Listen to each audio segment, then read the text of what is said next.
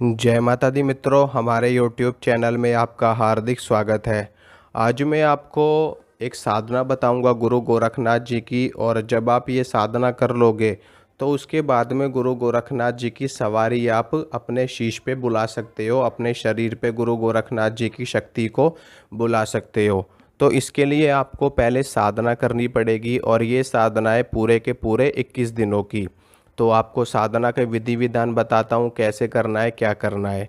तो सबसे पहले आपको कोई भी शुभ नक्षत्र, शुभ तिथि चुन लेनी है, जैसे कि शिवरात्रि का समय हो, होली का समय हो, दीपावली का समय हो, कोई शुभ तिथि हो। इसके अलावा जैसे कि शुक्ल पक्ष का समय हो और एकादशी का समय हो, पूर्णिमा की तिथि हो, गुरु पूर्णिमा हो, रवि पुष्य योग हो, गुरु पुष्य योग हो, कोई भी अच्छा दिन आपको चुन लेना है जिस दिन से आपको साधना शुरू करनी है।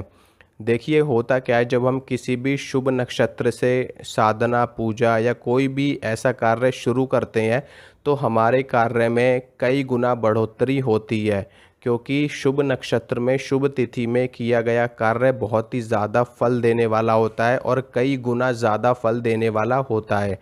इसीलिए कोई भी साधना शुरू करो तो बहुत ही अच्छे मुहूर्त में, अच्छे समय में आपको शुरू करनी चाहिए, ताकि उसका पूरा का पूरा फल आपको प्राप्त हो सके।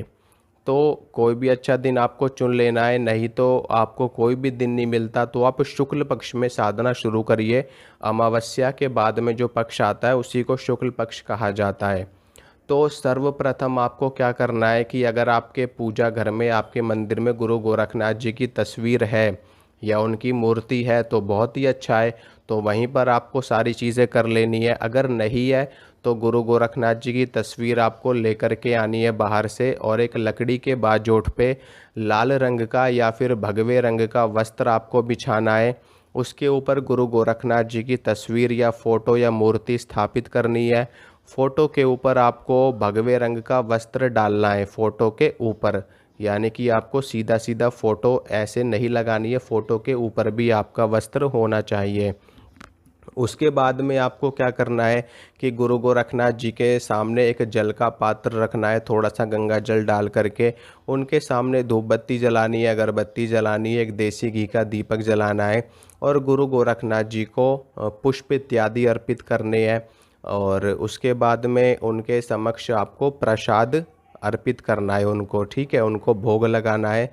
प्रसाद में आप जो भी आपका सामर्थ्य हो वो आप उनको दे सकते हो।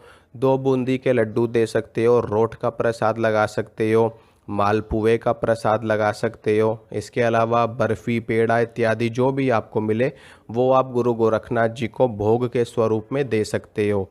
इसके अलावा आप अग्यारी करके, अग्यारी में भी गुरु गोरखनाथ जी को भोग प्रसाद दे सकते हो।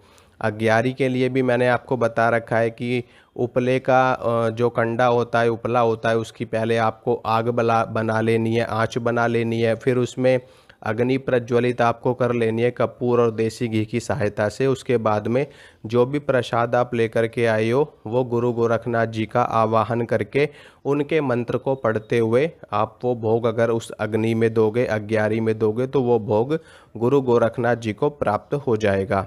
तो इस तरीके से भी आप उनको भोग दे सकते हो। अब इसके बाद में साधना की शुरुआत आपको करनी है। सर्वप्रथम आपको संकल्प लेना है। सर्वप्रथम तो वैसे शुद्धिकरण होता है, तो वो सारी चीज़ें कर्मकांड में आ जाएंगी, तो वो बहुत लंबा प्रोसीजर हो जाएगा। अगर मैं आपको यहाँ पे बताऊँगा तो बहुत समय लग जाएगा, उसमें भी वीडियो भी काफ़ी लंबी हो जाएगी। तो सर्वप्रथम आपको संकल्प ले लेना है। संकल्प से पहले शुद्धिकरण आपको पता ही है, जब साधना करोगे तो स्नान करना है, आपको साफ़ सुथरे धुले हुए वस्त्र पहनने हैं। अगर स्नान नहीं कर सकते तो हाथ मुंह आपको धो करके साफ़ सुथरे वस्त्र पहन करके साधना में बैठना है, ठीक है। उसके बाद आपको संकल्प लेना है। संकल्प में आपको ये बोलना है कि हे गुरु गोरखनाथ जी, मैं आपकी साधना कर रहा हूँ और मैं आपकी सवारी लेना चाहता हूँ, आपको अपने शीश पे, अपने शरीर पे बुलाना चाहता हूँ। इस प्रकार से संकल्प लेने के बाद में सर्वप्रथम आपको गणेश जी के मंत्र की एक माला करनी है। ओम गंग गणपतये नमः, ओम गंग गणपतये नमः, ये गणेश जी का मंत्र है। मैंने कई बार बता रखा है, इसको इस मंत्र की एक माला आपको करनी है। इसके बाद में एक माला आपको पंचाक्षरी मंत्र की करनी है। अगर उसमें ओम लगा दिया जाएगा तो वो षडाक्षरी हो जाएगा, जो कि इस प्रकार है, ओम नमः शिवाय, ओम नमः शिवाय। इसकी भी एक माला आपको करनी है।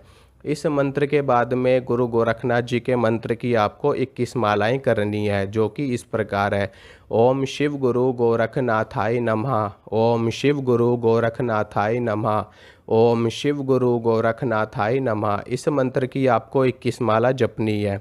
ठीक है, उसके बाद में अपना सारा जप गुरु गोरखनाथ जी को अर्पित कर देना है, उनको प्रणाम करना है, अपने आसन को प्रणाम करना है और आपको अपनी साधना से उठ जाना है। ये साधना आपको आप रात्रि काल में भी कर सकते हो और आप सुबह के समय में, जो कि ब्रह्म मुहूर्त का समय होता है, उसमें भी आप ये साधना कर सकते हो। संध्या काल में भी आप ये साधना कर सकते हो, रात्रि काल में भी आप ये साधना कर सकते हो। कुल मिलाकर के ये है कि आपको दोपहर के समय में ये साधना नहीं करनी, बाकी आप किसी भी समय में ये साधना कर सकते हो।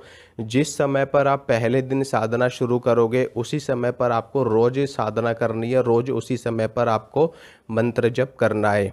साधना काल के दौरान में आपको ब्रह्मचर्य का पालन करना है और हो सके तो ज़मीन पे आप सोइए, और अंडा, मीट, शराब, ये सारी चीज़ें तो आपको बिल्कुल भी नहीं खानी पीनी है, नहीं तो साधना आपकी खंडित मानी जाएगी, साधना का कोई फल आपको नहीं मिलेगा।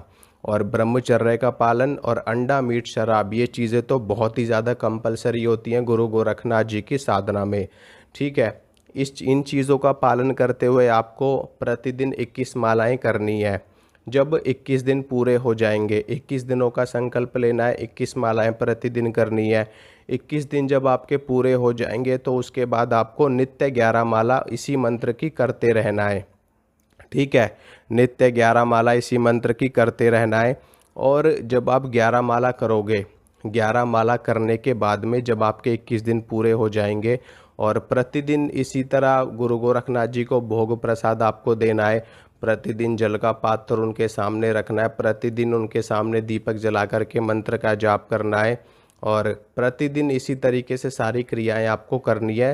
ये साधना काल के दौरान की बात है।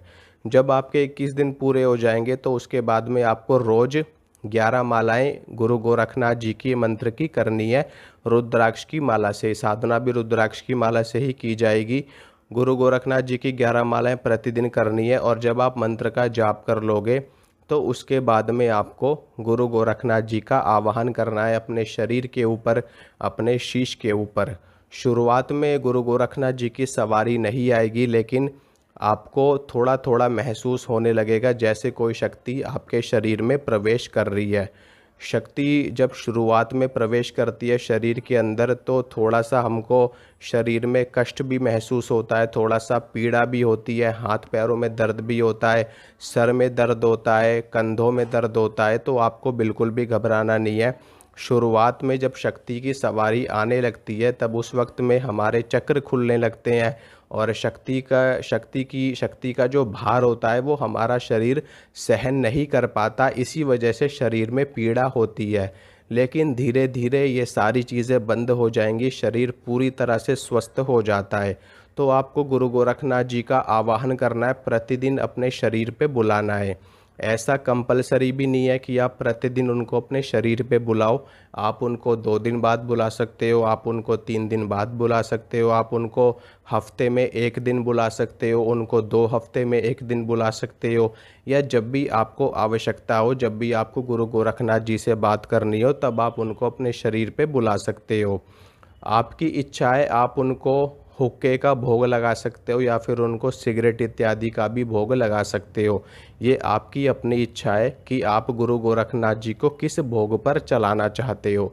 अगर आप उनको सिगरेट दोगे तो वो सिगरेट भी स्वीकार कर लेंगे, फिर जब भी उनकी सवारी आपके शरीर पे आएगी तो आपको सिगरेट उनको देनी पड़ेगी। ठीक है, लेकिन ऐसा कोई कंपलसरी नहीं है। आप उनको सीधा सीधा फल फूल, मिठाई, बर्फ़ी, लड्डू इनके ऊपर बुलाइए और उनका कोई भी एक दिन आपको निश्चित कर लेना है भोग प्रसाद का। जैसे कि हफ्ते में सोमवार के दिन आप उनको भोग प्रसाद दे सकते हो, उसी प्रकार से 11 पे आप उनको भोग प्रसाद 11 पे भी दे सकते हो। अग्यारी में भी अग्यारी के लिए भी आपको उपले की या कंडे की अग्नि बना लेनी है। उसमें देसी घी और कपूर की सहायता से अग्नि प्रज्वलित कर लेनी है और उसमें आपको गुरु गोरखनाथ जी का आवाहन करके उनके मंत्र का जाप करते हुए आपको भोग प्रसाद उसमें डाल देना है, तो वो भोग गुरु गोरखनाथ जी को प्राप्त हो जाएगा। तो इसी प्रकार से उनको भोग प्रसाद आपको देना है और उनको बीच बीच में आपको अपने शरीर पे बुलाते रहना है ताकि उनकी शक्ति पूर्ण रूप से आपके शरीर पे आने लगे। जब उनकी शक्ति आएगी तो आप उनसे बातचीत कर सकते हो और अपने घर परिवार का हाल पूछ सकते हो। तो ये है उनकी सवारी प्राप्त करने की विधि। तो इसी तरीके से उनकी सवारी आपको बुलाना है। अगर आपको कोई उनसे कार्य करवाना है तो उनको वो कार्य बोलना है आपको, और जब वो कार्य कर दें तो उसके बाद में उनका भोग प्रसाद इसी प्रकार से अग्यारी करके आप उनको दे सकते हो, नहीं तो आप सीधा सीधा उनको भोग लगा सकते हो। तो ये थी गुरु गोरखनाथ जी की सवारी प्राप्त करने की पूरी विधि। और मंत्र की आपको नियमित रूप से 11 माला करते रहना ताकि उनकी शक्तियाँ लगातार बनी रहें, आपके ऊपर उनकी कृपा बनी रहे। ठीक है, तो ये थी थोड़ी सी जानकारी जो मैंने आपको दी। अगर आपको अच्छी लगी है, पसंद आई है, तो आप वीडियो को लाइक कीजिए और चैनल को सब्सक्राइब कीजिए और वीडियो को ज़्यादा से ज़्यादा शेयर कीजिए ताकि मैं जो भी वीडियो डालूं उसकी नोटिफिकेशन भी आपको मिलती रहे। चलता हूं दोस्तों, मिलूंगा आपसे अगली वीडियो में। जय माता दी।